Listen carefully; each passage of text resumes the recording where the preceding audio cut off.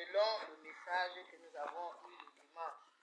Et hier, nous avons commencé à parler de comment organiser son royaume. Comment organiser son royaume a un sens très large et approfondi. Nous avons le royaume, nous avons le ministère, son travail. Voilà, c'est de ça qu'il s'agit. C'est de cette organisation. Comment il faut commencer? Comment est-ce que, en tant que responsable, en tant que chargé de mission dans un domaine, comment est-ce que tu vas commencer l'œuvre que tu dois accomplir? Et nous avons vu l'exemple de Salomon. Nous avons lu dans 1 Roi 3, 4 à 9. Nous avons vu que Salomon, quand il a été couronné roi, il a décidé d'aller donner le sacrifice à Dieu pour remercier Dieu, parce que c'est grâce à Dieu qu'il a pris la place de son père. Il n'était pas le seul fils, il n'était même pas l'aîné, mais Dieu l'a choisi avant même qu'il ne soit né, et voilà comment il se retrouve à la tête du royaume d'Israël. Donc, il a trouvé bon d'aller dire merci à son Dieu. Et pendant qu'il est allé remercier le Seigneur, il a fait une offrande qui a parlé devant Dieu. Il a sacrifié 1000 têtes de bœufs, sans compter les autres animaux. Mais les bœufs seulement étaient 1000.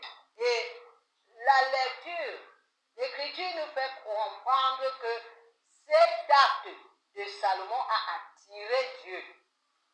Ça a amené Dieu à venir vers Salomon dans son rêve et lui poser la question: demande-moi tout ce que tu veux. Et l'exemple de Salomon aujourd'hui doit nous instruire, doit nous enseigner que pour commencer quelque chose, il faut savoir apporter sa reconnaissance à Dieu. Dans tout ce que nous essayons de faire, nous devons apporter la reconnaissance, dire merci à Dieu. Et Salomon a donné l'offrande et il a prié. Donc, ne nous limitons pas seulement à la prière, mais posons des actes qui vont parler devant Dieu, qui vont attirer Dieu. Et Dieu sera avec nous dans tout ce que nous allons faire. Donc, c'est ce qui s'est passé avec Salomon. Salomon avait aussi la sagesse. Il n'était pas, comment on appelle ça? Il n'avait pas le gros cœur, comme beaucoup d'entre nous aujourd'hui, qui cherchons seulement les choses matérielles, qui cherchons seulement des positions, qui cherchons seulement l'argent. Mais Salomon a su quoi demander à Dieu pour avoir tout le reste. Il a dit à Dieu: donne-moi la sagesse et le discernement. La sagesse pour savoir gouverner, pour savoir diriger ton peuple. Et le discernement pour savoir distinguer ce qui est bien et ce qui est mal. Voilà la demande de Salomon. Et cette demande a plu à Dieu. Et Dieu a dit: non seulement je vais te donner la sagesse et le discernement comme tu as demandé, mais je vais aussi te donner la richesse, l'honneur, la grandeur. Donc, c'est une bonne école que nous sommes là aujourd'hui pour apprendre auprès de Salomon. Mais nous allons voir comment est-ce que le Seigneur Jésus aussi a commencé son ministère. Parce que nous sommes en train de parler dans le contexte du royaume de Jésus, dans le ministère.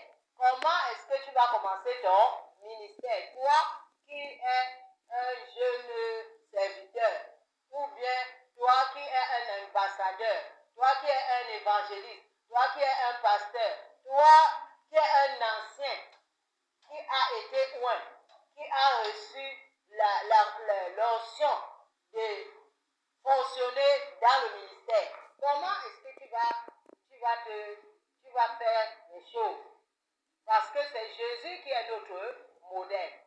C'est Jésus que nous tous nous copions. C'est Jésus que nous tous nous imitons. C'est lui qui a payé le prix. C'est lui qui a la vision. Et nous sommes, nous retirons nos visions sous sa vision. C'est lui qui est assis à la droite du Père et qui intercède pour nous. Donc, il est le médiateur, le grand médiateur. Et nous, on est ici des petits médiateurs entre les hommes qui sont dans notre localité, dans notre génération, dans notre famille, dans notre ministère, avec Dieu. Pour que nous puissions les réconcilier avec Dieu. Pour que nous soyons les porte-paroles. Comme Moïse était le porte-parole, il écoutait les problèmes des enfants d'Israël et il allait les rapporter à Dieu. Donc voilà ce que nous aussi, nous sommes en train de faire dans le royaume du Seigneur Jésus. Donc, quand Jésus, la première chose que Jésus a fait, il était d'abord aller se faire baptiser.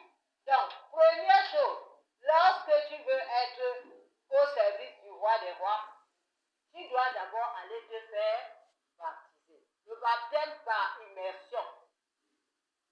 Le baptême par immersion. C'est le fait d'aller mourir et ressusciter avec Jésus. Donc quand on te met dans l'eau, on t'enfonce dans l'eau, on t'immerge, tu es entré dans la tombe. Quand tu ressors, tu es à l'étape de la résurrection. Et c'est ce qui va maintenant, qui te donne maintenant que ton ciel s'ouvre. Amen. Quand Jésus a été baptisé, le ciel s'est ouvert. Il a été connecté avec le Seigneur. Et si nous retournons voir avec ce que Salomon a fait, quand Salomon a fait le sacrifice, son ciel s'est ouvert. Dieu, ça a attiré Dieu. Donc lorsque nous allons dans les eaux du baptême, nous attirons Dieu dans notre ministère, dans notre vie, dans ce que nous sommes appelés à faire. Nous l'intéressons à ce que nous faisons et il sera toujours avec